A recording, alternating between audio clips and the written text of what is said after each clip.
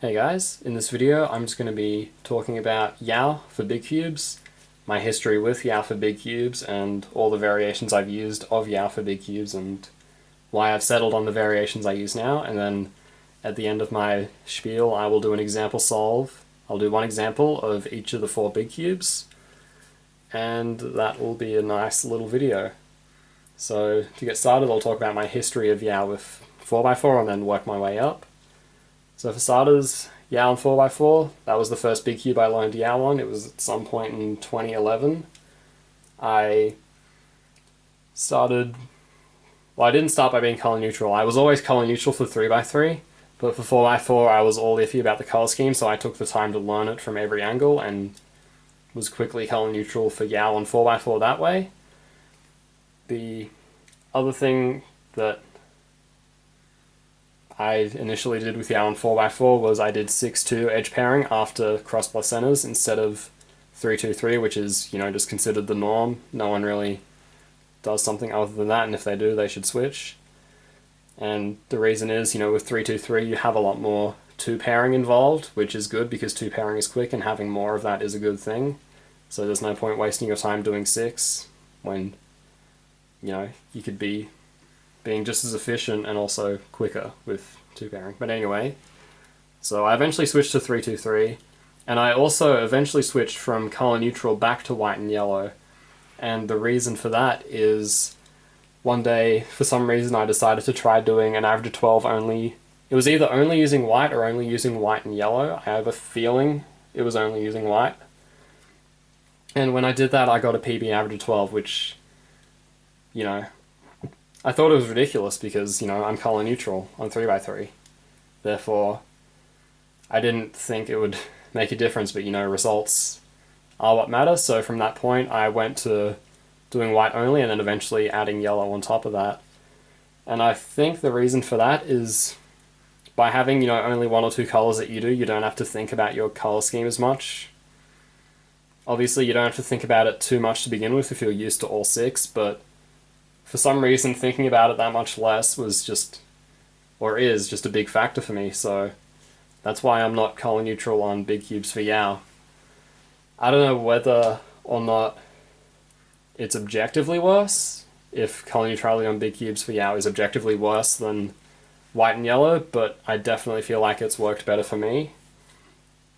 And that piece of anecdotal evidence is, well, it was more than enough to convince me, because at the time I was practicing a lot of 4x4, and to think I could just stop using 5 cross collars, get a PB average of 12 was just ridiculous. And it was by like at least a second too, if my memory is correct. But yeah, other than that, that's pretty much my whole history with Yao on 4x4, aside from the last cross edge thing, which I know people are wondering about, and I will get to that because it's more relevant for other big cubes, and I will mention it there. So before I move on to 5x5, I guess one other thing I'll talk about, which I know is a thing with Yao, or at least is somewhat of a thing. I don't feel like it should be anymore, but it's doing Yao, and when you build your 3 cross edges, you put one of them in the wrong place. I don't think this is good at all, because firstly, if after you do your last 4 centers you get an edge skip, instead of just putting it right in and, rotating and doing your thing, you have to, let's just pretend this is a solved, well actually I'll just actually take the time to solve it. So pretend your centers are solved. Let's say you get an edge skip. Instead of being able to put it in, you have to put it down there and then put that one up there, and so I'll just kind of waste a bit of time. And then when that doesn't happen, it's probably equally as efficient to, make the cross edge, do that fancy little maneuver, and then go to edge pairing. So all things considered, it's really not worth it to do that, even if you aren't using my last cross edge technique thing that people care about. And now that that thing exists, there's literally no reason to use this weird wrong color scheme mismatch thing. So yeah, that's just a little side note on that. Don't do that, it's not good, doesn't actually help. So yeah, so anyway, that's 4x4. Now for 5x5. I learned Yao for that or Yao 5 rather, in early 2013 when Rob Yao posted his first videos of 5x5 solves using Yao 5 and outlining the method. and I'd always been pretty bad at Redux, at least by my standards and knowing like what I'm capable of looking ahead for. So since I was at the time a lot better at 4x4 than I was at 5x5 and also enjoyed YAO a lot more, I figured, I'll just make the switch. And after a couple of weeks I was getting normal times. And the only changes I've made for YAO 5 on 5x5 is the last cross-edge technique, where I'll just use a 4x4 as example. After you make the first three, I make the fourth cross-edge and I build a center around it, like so. And then I do the rest of the centers like normal, and this edge won't be disrupted because you're not going to be doing any free R turns to move this edge, because doing that would be stupid, because doing this move doesn't do anything to your centers, and that's why it preserves. And yeah, that's the only thing that's changed for me in my 5x5 YAO 5 history. Funny thing is, that last cross-edge technique, I learned that for 5x5 probably a year before I learned it for 4x4, which is kind of funny. I got the recommendation from Rob Yao to start using it on 5x5, and it didn't take me, or it did take me like a year or so to realize it's actually faster on 4x4 as well, or at least it's faster for me, because I didn't realize just how easy it was to do that last cross-edge and build a center around it. So yeah, that's pretty much all my history for YAO 5 on 5x5. Now for 6x6, I've kind of been, or kind of was very on and off. Now I'm very on with YAO on 6x6 and have been for a few years, but during like 2011 to 2013, I hadn't really settled on a method for 6x6. I was just switching between Redux and YAO 5 depending on what I felt like. But eventually there was a video Justin Thomas made on a method for center building with YAO on 6 and 7, because that was kind of his thing back when he was a cuber. And pretty much the way it worked was you'd do your first three cross edges, and then to do centers, because centers are weird, what he would do is he would just make a bunch of lines basically. So we would start with, let's say, red, put it in the back, and it would always be the outer line first, and then he'd do a green outer line like so, put it here with the red one, do an R, and then next in line is orange. I suck right now, but that's okay, like that. And then you got these three lines. I think you actually put them on the left to start, that would be smart. And then he would repeat the process. He'd make a red line here, put it up, green line, put it up, so on and so forth. And that's what I settled on for 6x6 for pretty much until Rob Yao showed me the last cross-edge technique for 5x5. Because when I started doing that for YAO 5 on 5x5, I wanted to do that for 6x6, but it didn't work super well with Justin Thomas's line method, because you'd start by putting the bars on the left, and by doing so you can't really preserve a cross-edge since it needs to be on the right, usually like down here, in order to be easily preserved. So after a little bit of thinking, I decided to just switch to building centers normally and doing the last cross-edge technique, because building the last cross-edge on 6x6 when you've got your centers solved is kind of slow. And that's about my history for 6x6. And then for 7x7 finally, I didn't actually start using YAO on 6x6 until probably a little bit before Michigan competition last year. And the reason for that is the whole line method center thing for YAO 5, it just never really stuck with me on 7x7, it just didn't feel that good. It also never stuck for 5x5 either, that's another thing I forgot to mention, because you can do that on YAO 5 on 5x5. And this was before I knew about the last cross-edge technique, but even before then it just didn't, I don't know, it didn't feel that good. It only felt good on 6x6 for some reason. But yeah, eventually, after using Redux on 7x7 until, mid of 2016, I liked the last cross-edge thing enough where I could justify doing YAO on 7x7 that way. And I've been pretty happy with it ever since. I've broken a couple PBs since then. I think I got a PB mean pretty soon after starting to use that in comp, and at home obviously. and then also another comp PB mean and comp PB single, which I got at the last comp. So yeah, it's been going pretty well, and that's pretty much just highlighting all of the Yao God, I'm tired. All the Yao variations that I currently use. And now with that out of the way, I'm going to do an example solve on each of the big cubes. Alright, apologies, there won't be scrambles because I'm tired. I don't want to potentially miss scramble. I just don't care enough. So, yep, looking for white yellow. I see one white line and that's it, so that'll be where I start. These two can be paired up in one move. I could do like a slice and then R wide. For the yellow center, I could probably make something out of these two, and then these two are just kind of around here and they'll be easy to deal with later. Actually, what I might do instead is I'll make my first line on yellow out of this and this. So what I'll do is I'll do this slice to make this line in the back. I'll move this yellow over here, and then do like an R2 to make a bar there, then U R prime, and I got these two here, like that. And then my first cross edge for white is already made, and it's not going to be disturbed by solving this case. In fact, it's actually going to make it better. It'll just flip it. So I can immediately do an F2, look for more edges. I see these two blue ones here and a green one there. So I'd solve these first, like so. Rotate up. Orange one's already been made, convenient. And then green ones are here. So I would line them up like that, and then make the line like so. And then I want to attach it to a half center, so there's a half center there on orange, so I'll just do that. And then finish off the orange center with these two here. Like that. And then green center needs to go in front and red needs to go there, so my mission objective is to I kind of do like, a lot of the time I'll tend to do a half center for the third center for some reason, just because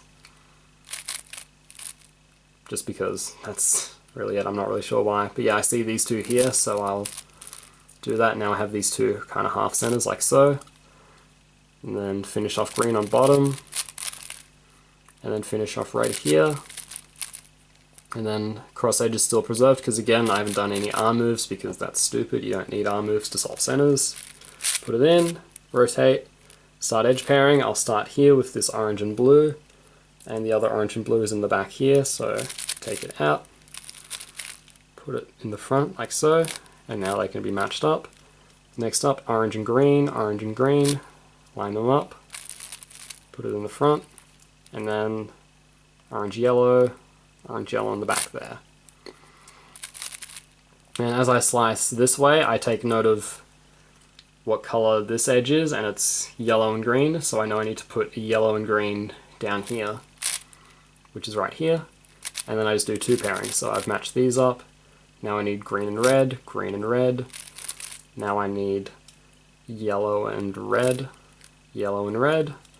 and I know that this isn't a slice flip slice case because I sort of took note of this wing in the back.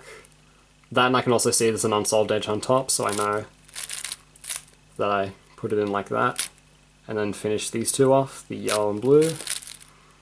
First F12 pair, I guess first ones I see are these two. As I'm doing that, I see these two. As I'm doing that, I see these two here. And as I'm doing that, I see these two. And I'm going to get OL parity. And after OL parity, I'm going to get U2 soon. And then APERM. And that's how I do Yao on 4x4. Alright, 5x5, white and yellow, similar. Got this half testicle looking thing. And then I guess the bars on white are a little bit better, so that's where I will start. I see a line there, so I'll attach it to this doodad there, and then attach an edge center, or a plus center rather, to one of the X centers. So I'd start like that to put this line in, and I have this fishy shape, and I can just join these up, and then I have a 2x3, Then I see this one, and then these two, so build like that. Here we have this, so I'm going to look for a plus center, or an edge center. There's one, put it up. Now I want to make another little mini line, and there's one back there, so I'll just put it in like that to get a 2x3. Then last three, 1, 2, 3. Looking for cross edges, I actually see all of the white and oranges, so I'll do that. They are here, here, and here. Do D prime, U prime to line these up like that so they can be solved, and then as I'm doing that, get this one in by putting it up in the back, and 2, put that in. As I was doing that, I saw the white blues, there's 2 there. Where's the last one? Down here it is. So I do that, put it next to that, and then white reds, I see those, so I'll do those, and then the last one's there. So do that, and then put this one in between them. And then the white green to finish. 1, 2, 3. So match these up, and then put this one in. And now I want to attach this to some sort of outer line, ideally, and I see this red one here, so I will do just that. Obviously they're kind of attached right now, but I would rather have it attached such that the white is on the right, because then when I finish centers I can just do that instead of having to muck around with it some more. And then from here, this is actually a really easy case for red. I can make the 2x3 out of all these pieces in like 4 moves and then just bring this up. So I can just put that there, do that, and I have a 2x3, and then I can finish that off like so. Then the blue center, we have this rocket ship, or a penis, whatever. So I can just attach 2 plus centers and I get a 2x3 by doing like that on the right side, and then that on the left side. And then here we have, well, it's a J shape technically, or a lefty J, but the important thing is there's a T shape, so I'm going to put this line on the left, and then as I finish this blue center, the T is no longer there, but that's okay. If I have a line, I can still finish the 2x3 really easily. I can just slice these 2 in, and then I can finish the center like so. Just a very easy case. And then this cross edge is still on the back because I didn't do arm moves because I'm smart.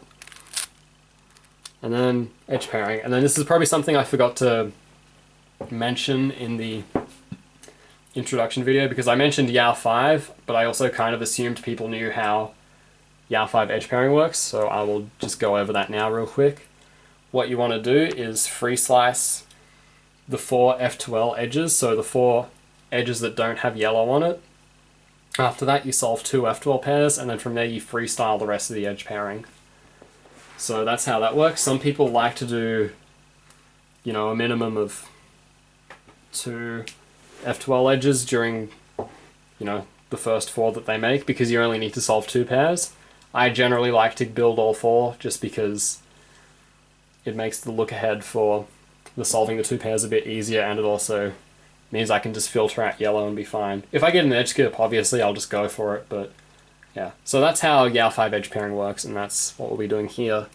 So to start, I see red and green, red and green, red and green. So these 3. And as I did that, usually I have look ahead, but because I'm looking through a camcorder, I can't actually see anything.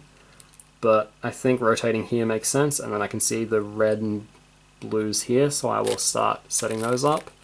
As I did that, I saw this one on the right there, so I will also place that in. There's nothing here, so I'll rotate. Green and orange, green and orange, green and orange. Put this one in, and then put this one in.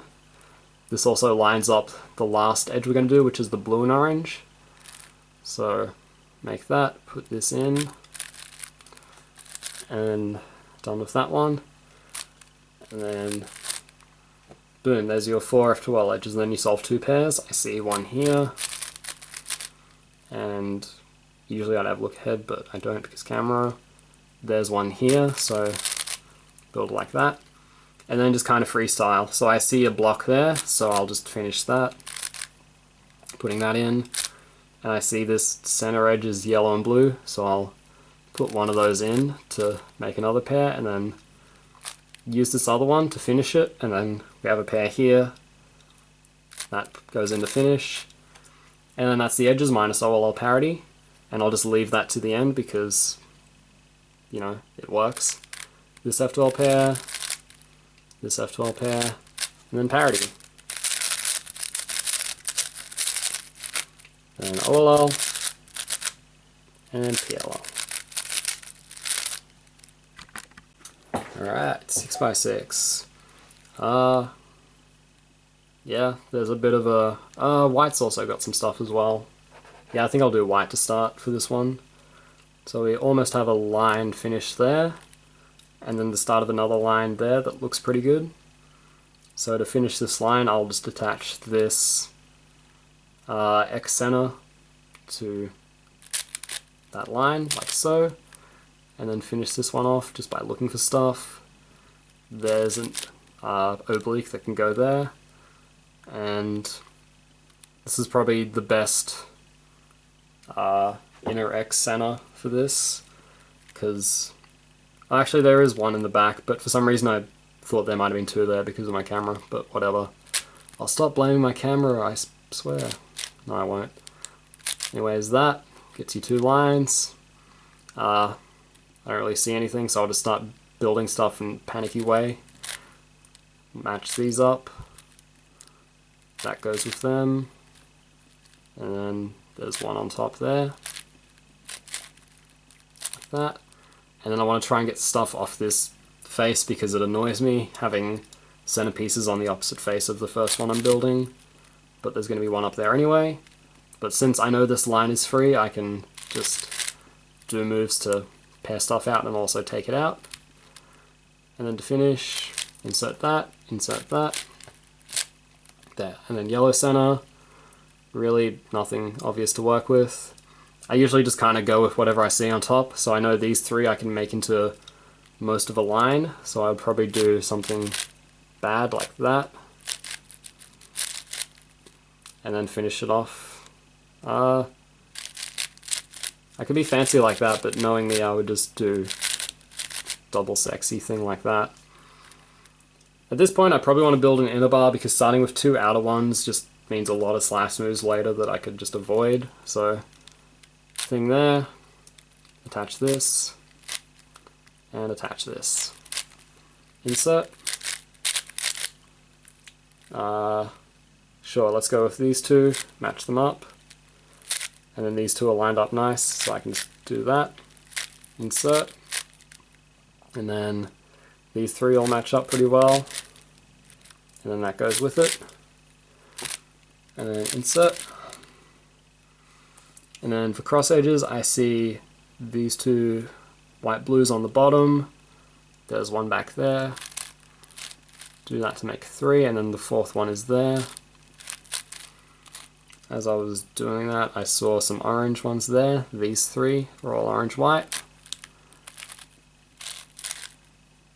Last one is somewhere. There it is. Put that in. Now I see just a mismatch there, but I also see more red whites immediately, so that's what I'll go with. I'll start by making these two, and then put this one in. And the last one is there.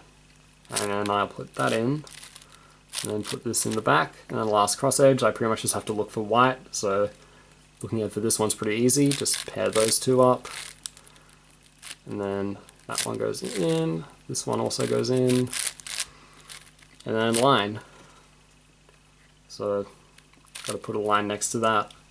I see these three reds, and then this one can attach to it, so I'll do that to make a line, put the cross edge next to it. And then to build more reds, I don't see anything really. I guess I'll go with making one out of these four, because it seems okay.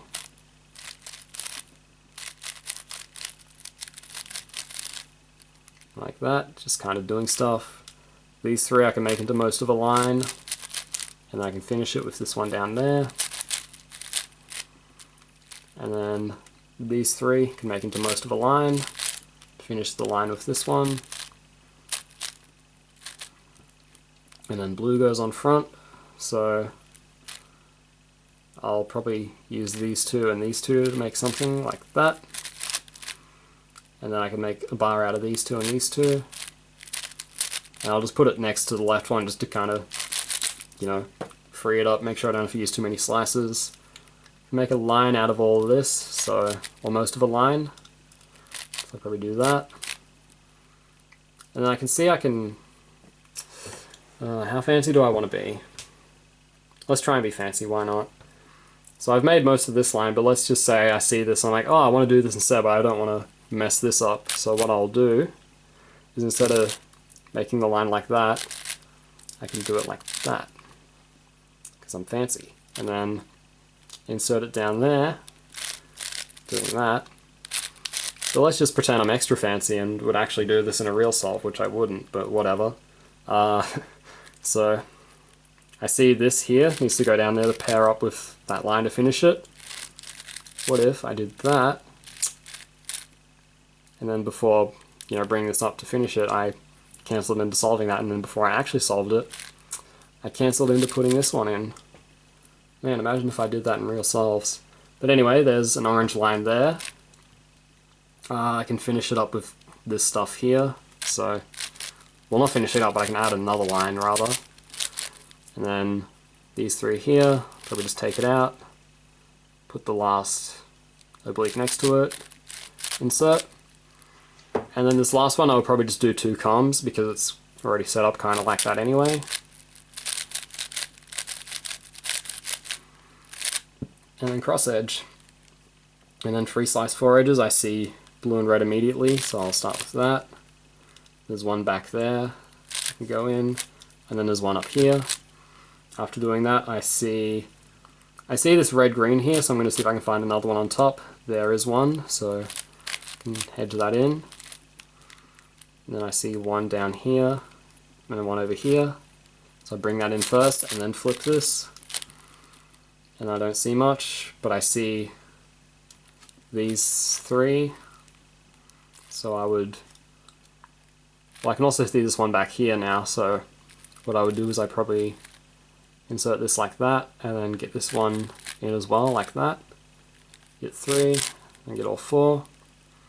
And then orange blue back there. And then the last 2 like that.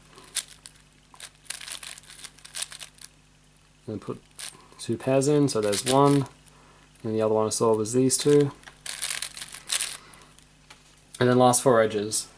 Obviously I said in the example before that last 4 edges in YAR 5 is pretty freestyle, but for 6x6 in particular, what I like to do is reduce it so that it's like 5x5 edges or very similar to it, so I solve these inner pairs first. And that's actually another thing I forgot to mention in the overview. There was a brief time where I experimented for YAR 6 for edge pairing. I would actually do 3-2-3 like a 4x4, except with these inner 6x6 edges, and then I would pretend I'd basically just reduce the puzzle to a 5x5. So if that's something you're interested in trying, give it a try. I've since stopped using it, but I'm not sure it was because I thought it was objectively worse, but just because it didn't really work for me. But anyways, back to the actual example. So I see these 3 all solved here, so what I'm going to do is I'm going to put in the last one, and then whilst doing that, set up the yellow-orange edge like that. And then to finish off these inner edges, I have these here, but I also want to keep this, I want to keep these 2 solved, so I'll do like an awkward slice, flip slice, but in return I actually get 2 very nice edges.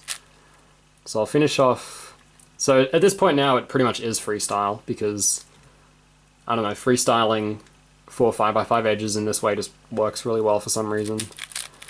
Make an edge like that, put something in there, I'll use this, and then I'll do, instead of setting up to like a parity alg, because on 6x6 you can get triple parity, if there's any parity in the edge pairing, like in the wings, I just leave it unsolved and then deal with it when I get to the last layer.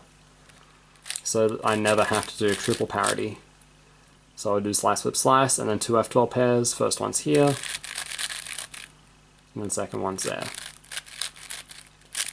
And in this case, I wouldn't have had triple parity if I did the parity alg, but you never know, so kind of just hedging your bets there. Then OLL, I think it's the same one as the 5x5, and PLL. Yay. Alright, 7x7 time, let's get through this.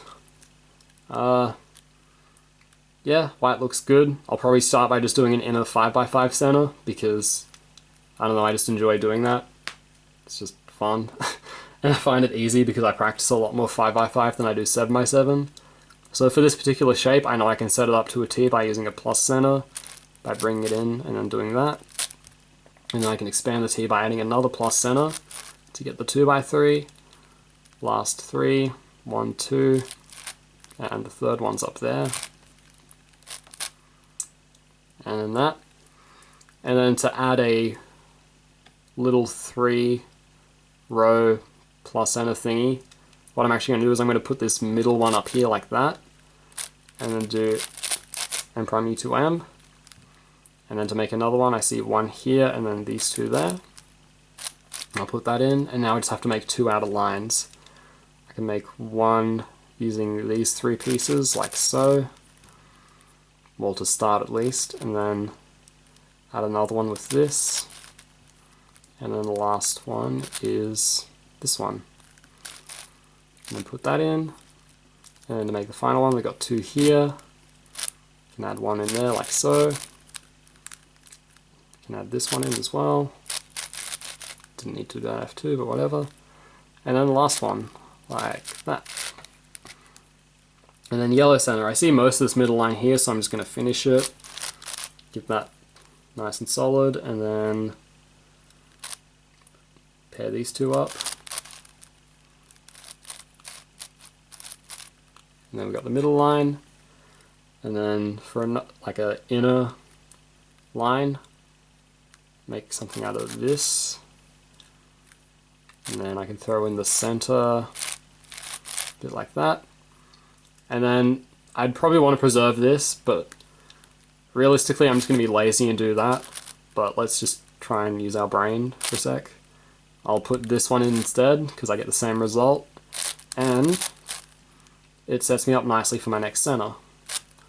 And I can just put these two in like that, move that up, and at this point I'm just going to get these two down like that, and then just do an outer bar.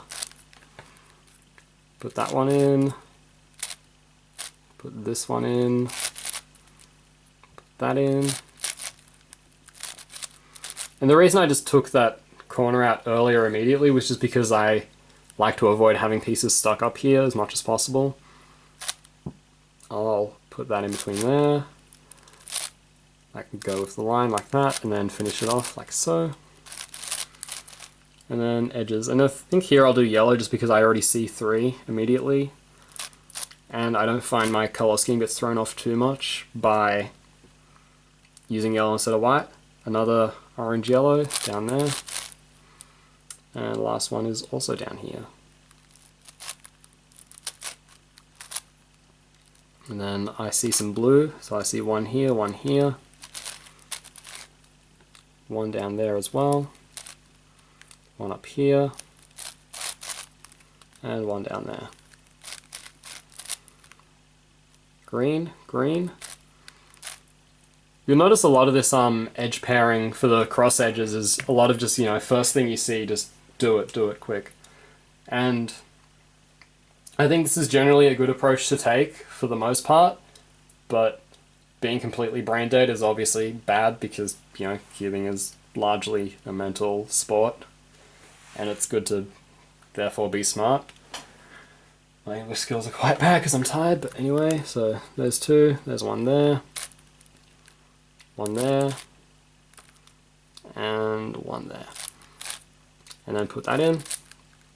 The reason it's particularly good for Yao, I feel like, is because looking ahead during cross edges is just so difficult that you really can't afford to make things too efficient without, you know, basically spending time inspecting the puzzle where you could just be, you know, doing turns. And in reality, you're not being that much less efficient, although I don't really have any numbers to back that up. Anyways, that's enough to... Oh my god, this is great. Last cross edge, these two here. Red, yellow, there's another one there. There's one there. And there is one somewhere. There it is. And then lines to go with it. I don't see stuff, but we'll go with these three. And there's one up there that I can attach.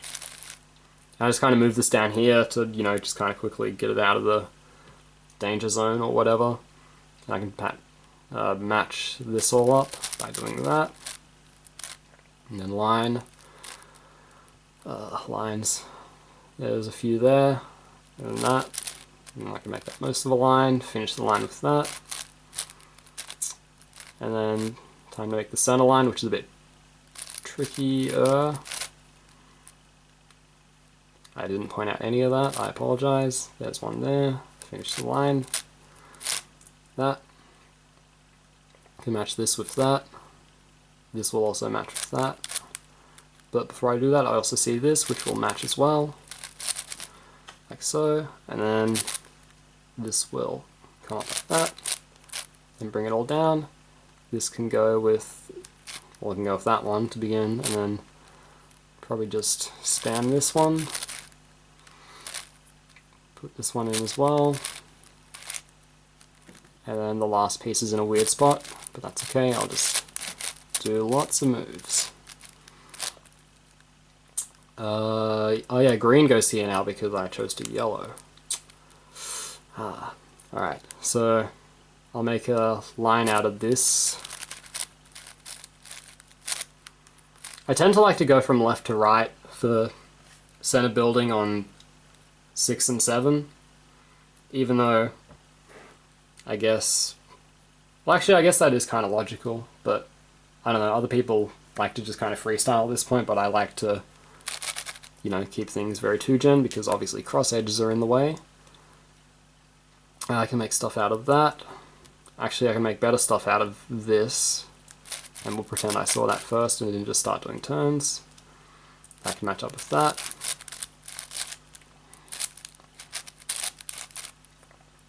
I'll take these out because I want to make this bar, and having them down there is not helpful. That's actually... that actually messes me up as well, because then I need these two to make that bar as well. So I guess what I should do is bring that up, make the bar like that, and then bring that down. Yay. And then these two make that inner bar thing. They go into there, so one at a time. And then there was one in the back that also went in. Insert. Yeah, I guess it's worth saving that. And then put this one in. And then put these two in, one at a time, once again.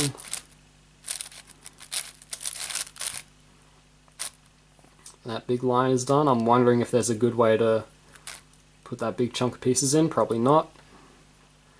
Could... this is one of those points where I would probably waste a lot of time trying to be fancy in a real solve.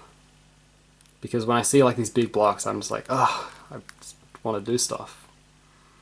But I can't.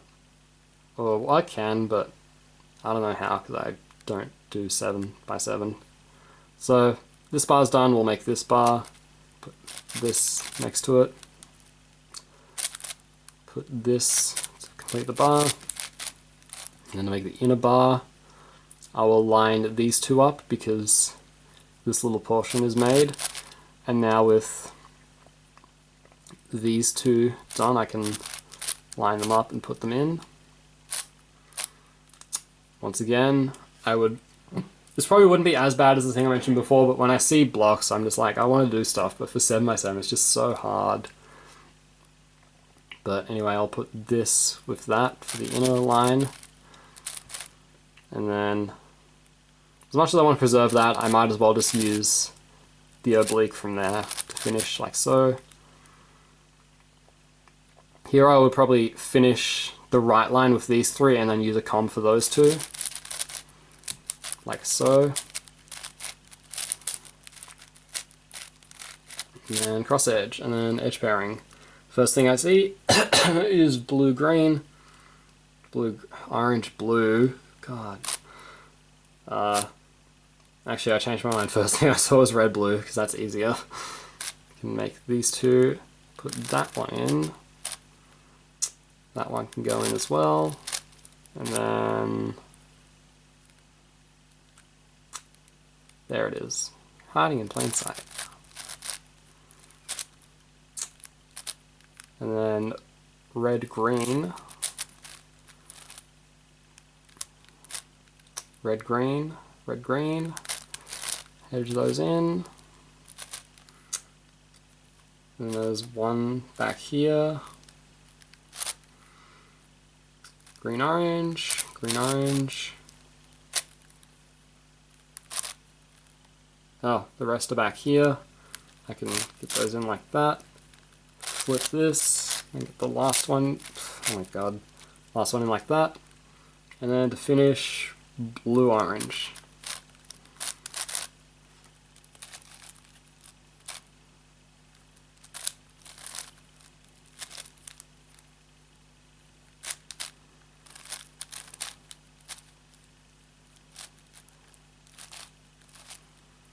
First pair. As I'm doing that, I saw this was going to kind of form. And then, this is a case we didn't have come up before, but when you have this like diagonal XX cross, people are like, oh no, now I can't do edge pairing or something, but you can, you just do a move like that. And now you just pretend this is all solved, and then once you're done, you just do one move later. So, for the 6x6, the approach was reduce the last 4 edges to basically a 5x5 state, and for 7x7, it's pretty similar. It's just easier to work from the inside out than outside in. There's no metaphor to dig into there, that's just cubing. Blue, white, we'll just pair those up. And then with that, we have the red, red, white. That's not quite solved, but it doesn't really matter if everything you're making is paired up or not, because you can just do slice, flip, slice later, like I will now.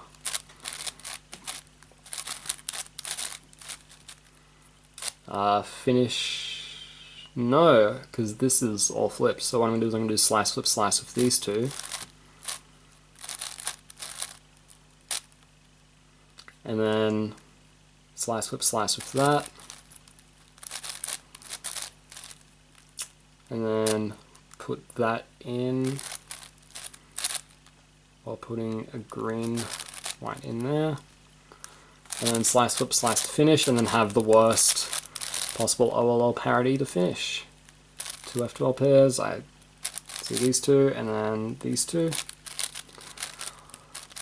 And then absolutely great. Alg definitely doesn't take a lot of time. OLL and PLL. Alright, I'm going to bed.